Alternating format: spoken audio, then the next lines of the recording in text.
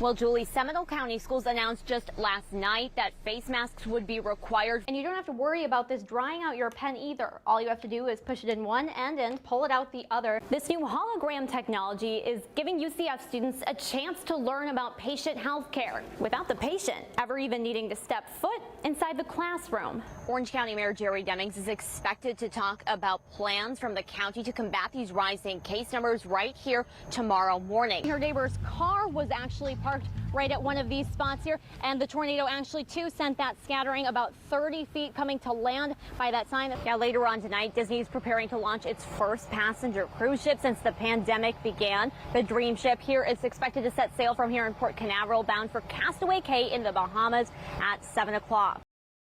I think we're all watching a sci-fi movie, and it hasn't ended yet. Inside the Beecham, holiday lights are coming down. Staff getting ready for the end of a devastating year. It's all been taken away from everybody beyond their control. And then not only is that mentally hard to get through, but now we have a financial problem as well. I used to stand right here and just feel like the magic of the show and the energy of the audience, and it's been really hard to not have that. Since the pandemic began, they've been able to hold just 2 live shows, small ones. 225, 250 shows just gone. It's been hard to see my crew struggle, for sure. It's been hard to not be able to provide work for these people that I care about.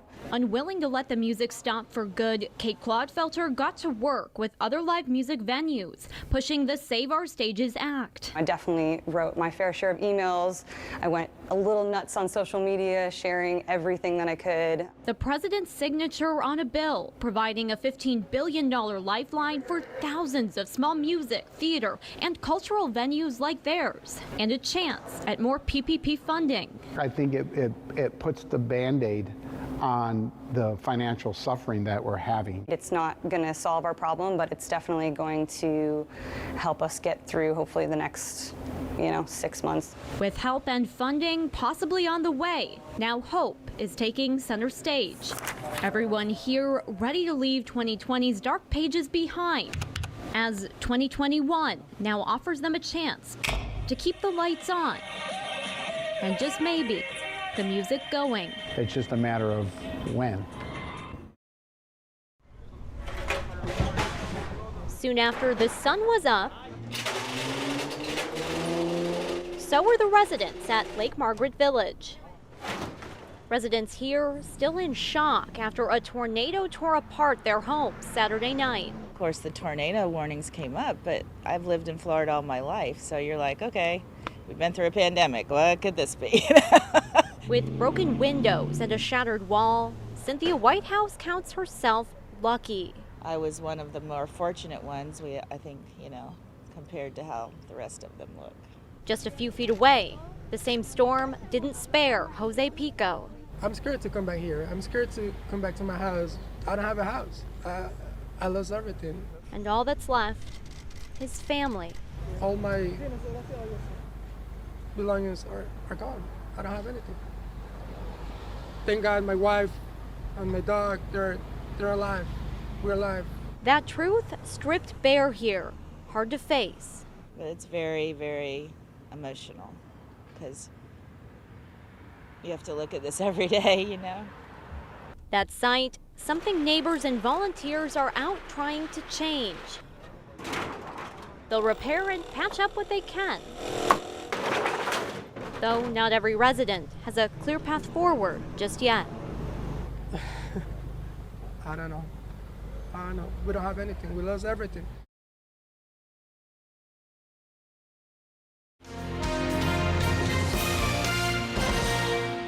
Good morning, and thank you so much for joining us here live on Spectrum News 13 this Saturday morning at 8 a.m. I'm Rachael Krause in for Julie Gargana.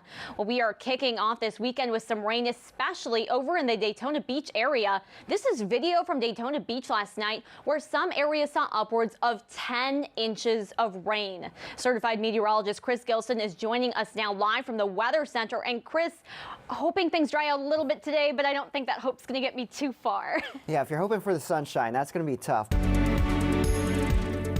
This marks the first weekend that big box retailers are offering the COVID-19 vaccine for children ages 5 to 11. CDC Director Rachael Krause gave the final stamp of approval for the vaccine for this age group earlier this week. Spectrum News 13's Emily Braun is live outside one of those locations that's going to be offering the vaccine for kids, Walgreens. And Emily, appointments are already filling up.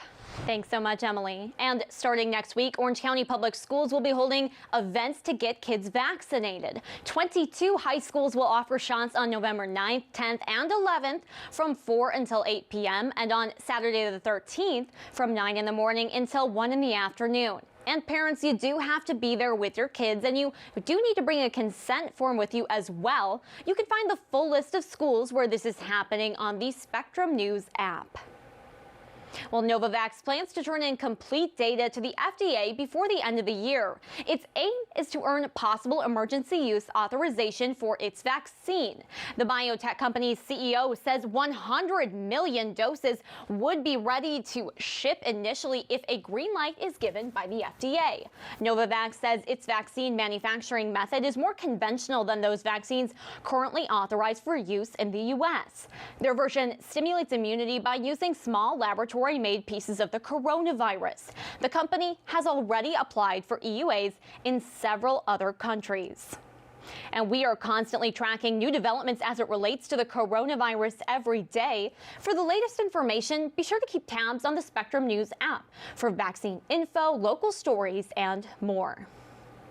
The sentencing phase of LOYD'S second murder trial has now been delayed until December. The judge says it's to allow Lloyd to testify about the use of force that was used on him during his arrest.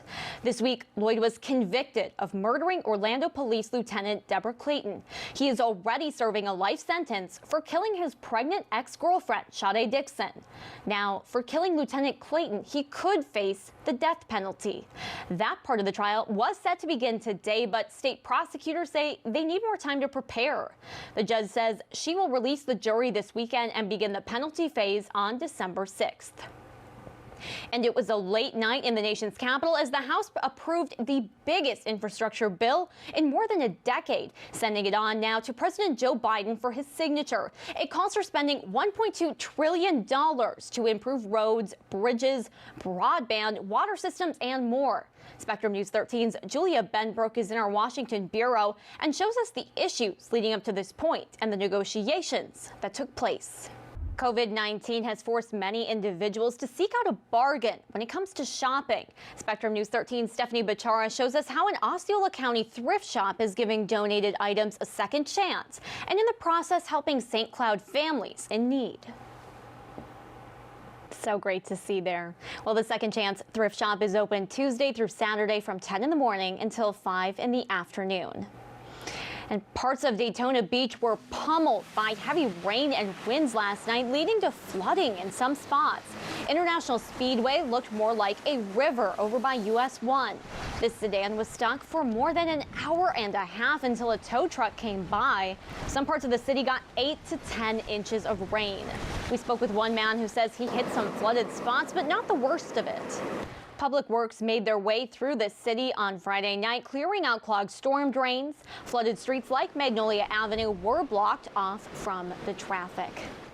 And absolutely a rainy Friday night, but we're hoping for a little bit of a better Saturday, especially for folks who are headed out to the games. Time now 8:11. We want to check on in with certified meteorologist Chris Gilson. And Chris, are things going to be okay out there? You're from Minnesota, right? I Rachel? am, yeah. So this may give you a little taste of Minnesota weather. Maybe not at that extreme, but